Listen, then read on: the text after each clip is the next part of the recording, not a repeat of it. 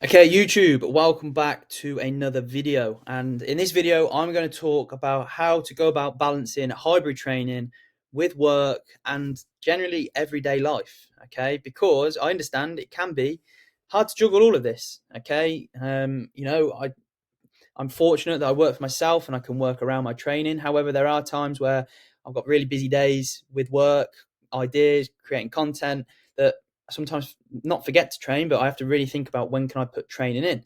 And obviously over the years, I have coached and trained hundreds of people that have got busy working lives, have got social lives, have got children, have got partners. So I understand pretty well how much of a juggle it can be, but there are definitely ways that and structures that you can implement to get around this. Okay, so if we look at why most people burn out with sort of training and maybe just in general, is you're training hard in the gym, you're giving it your all, you're smashing it, but you're training without a plan. Okay, so you're giving it your all, you're putting your foot on the floor.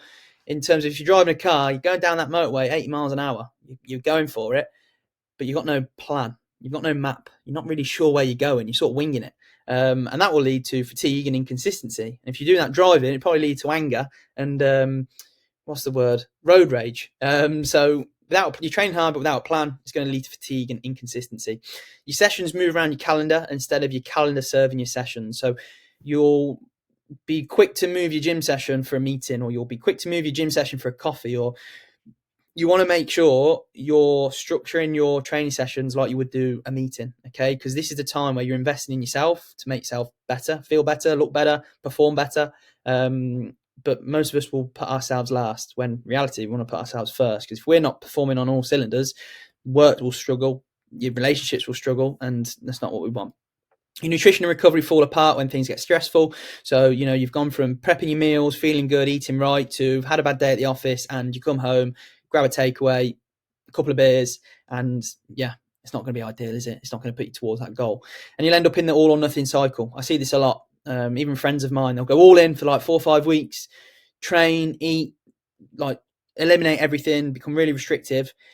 And then all of a sudden, it's not sustainable, and they go to the nothing side of the equation. So when it comes to the hybrid athlete mindset, and just a mindset in general, really, I put hybrid athlete mindset just so it goes with the flow of the topic. But I think this is just to have a strong mindset instead. A lot of people now, we're probably a little bit have a weak mindset, easily distracted, and won't do what it takes to achieve what they want to achieve, or they'll say they're going to do something and they never do. There's some unreliable people out there. So when it comes to the mindset, you don't need more time, you need more intention. Okay, so you can have all the time in the world, but that does not mean that you're going to actually go and do it. You need that intention. You need to be intent with what you're doing and having a goal that has a deep enough why.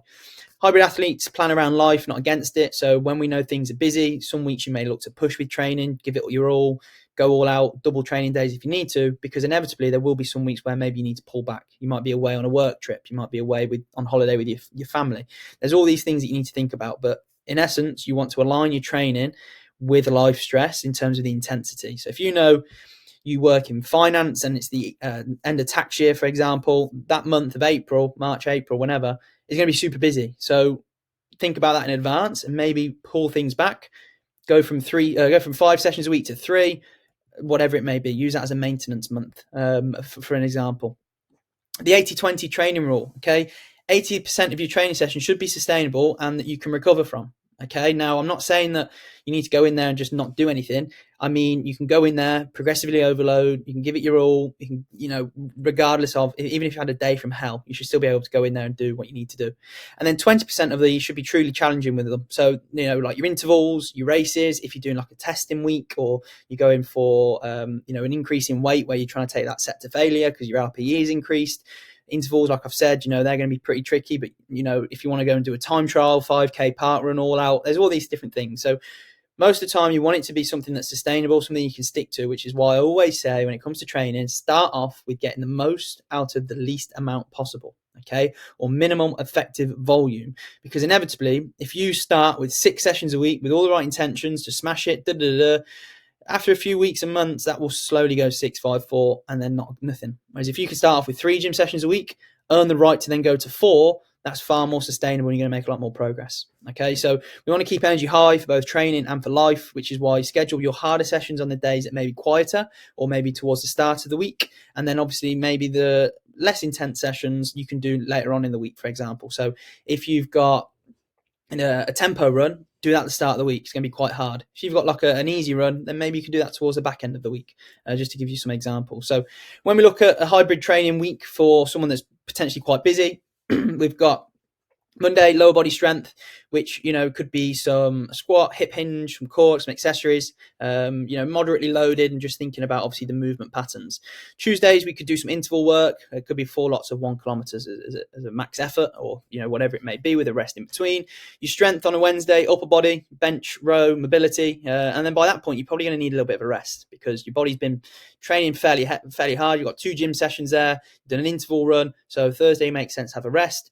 Friday, full body, where you're looking at sort of, again, some form of a hinge with a trap bar deadlift, an overhead press, and then your extras, so some more volume in muscle groups that you want to improve. Saturday could be your long run, longest time out of the house, but again, long run should be fairly easy. So it could be an hour to 2 hours, depending on sort of where you are with your training. And then Sunday would be a rest, as an example. Now, I've spoken about this in a YouTube video before, but you could also do double training days, where what you could look to do is do one session in the morning, less intense, and then a more intense session in the afternoon. So in the morning could be an easy run. In the afternoon, it could be an upper body all-out session, as an example. So how can you go around structuring your week?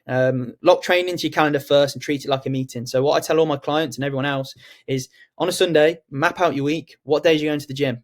What time are you going to the gym? Because, okay, things may change, but if you can have a non-negotiable of go to the gym 6 a.m. Monday, Wednesday, Friday, that's in your diary. And I would advise going to the gym at 6 a.m. or in the morning before work, because if you schedule it to go in after work, what happens if you have a long day at work? You're going to be more likely to go, I can't be bothered. Or what happens if work overruns? You have a meeting, you have other things going on. There's more distractions in the evening. Get up, do a session or one of your sessions or your session for that day as early as possible, because it's just going to it's going to remove any obstacles that will get you from doing the session later on in the day. Okay. And also, you're going to feel better for the day. I used to go to the gym, train 6 o'clock in the morning, be home by 7:30. I'd been done the gym, sauna, steam room, back home by 7:30. I felt unreal, felt great. I was buzzing for the day. I was less likely to deviate from my nutrition. I felt more energized. I felt fantastic. Whereas if I later on in the day, like some days when I was doing my engineering, I might have been out on a call at 4 o'clock in Birmingham, left there at 5 o'clock, got stuck in traffic for over an hour, got home at like 6:15. I've then got to eat, get to the gym, train, come home, do it in the morning. Simple as that. Also, look to use your weekends for your longest or hardest sessions. Again, most of us aren't working over the weekend, so it makes sense to do that. And obviously, make sure that you obviously prioritize recovery on high stress work days. So get yourself to bed a little bit earlier. Switch off if you can. Don't go on your phone. All these different things. In terms of stress, sleep and recovery, 7 to 8 hours of sleep is going to be your best bet in terms of from a recovery perspective. Track your heart rate, track your resting heart rate, your mood or fatigue. If you notice in a little pattern that these aren't quite where they need to be, look into your sleep, look into maybe a deload, look into a rest day, whatever it might be. You can use your active recovery days instead of skipping days. So I would always, on a day when I'm not training, I don't just sit and do nothing. I'll just go for a bit of a longer walk with the dog. So at the moment, I'm doing about 8,000 steps a day on average. On a day that I'm not training, which is typically on a Sunday, I'm going to do like maybe 10 to 12,000. So I'm still moving, still getting some movement, but nothing that's too intense. And then having an evening routine. So again, if you can go 10 to 15 minutes before bed, reading a book, journaling, off your phone, it's going to help obviously drop your cortisol level, which is your main stress hormone, and it's going to allow you to then get a better sleep, which is obviously what we all want. Nutrition and energy, under fueling is going to lead to fatigue, brain fog and poor workouts, which is not what we want, especially we're looking to enhance our career. Match carbohydrates to train intensity. So if you're doing a really long run, you're going to need more carbohydrates than if you were just doing a 45-minute gym session. Okay, for example, eat 3 to 4 meals consistently throughout the day. Protein with each meal is a bare minimum. And look to have 2 to 3 litres of water across the day as well, with some electrolytes if you need to, if you've sweated a lot. So that's a little bit on there. Now, if you want to know more on this hybrid training, how to go about it, you might be questioned on, right, what day should I do this session? How would I even structure this session? I've got you covered. Okay, I've got a brand new hybrid blueprint, hybrid athlete. Help if I knew the name. The Hybrid Athlete Blueprint, which is going to come out on the 3rd of November. It's a course that's designed around sort of a 12-week training block. It's got your nutritional templates, your training templates, recovery, the full lot, you name it. Okay, so if you want to get involved or learn a little bit more about what it is that's included, you can head down to the description, click the link, pop your email in there, and you'll get notified with more information when it comes to the course. Okay, so if you are someone that wants to get involved and just maybe have a little bit more of an understanding of hybrid training, you could be new to this style, you could be already training this way but want to take things to the next level, put your email address in there. You'll get notified when the course goes live, and you'll also have access to the early bird offer, which is also a founder's offer, because this is something that is brand new course that I've put out. It's been something I've been working on for the last sort of couple of months. Put a lot of time, effort. There's over 30 lessons, 6 different modules, and I plan on sort of adding to it as it goes. So definitely worth the money if you get in on this first entry, because no doubt as it gets better and improves, it will become more expensive. So, but apart from that, if we did enjoy this video all about sort of balancing work and training, then give it a like, subscribe, and I'll see you on the next one.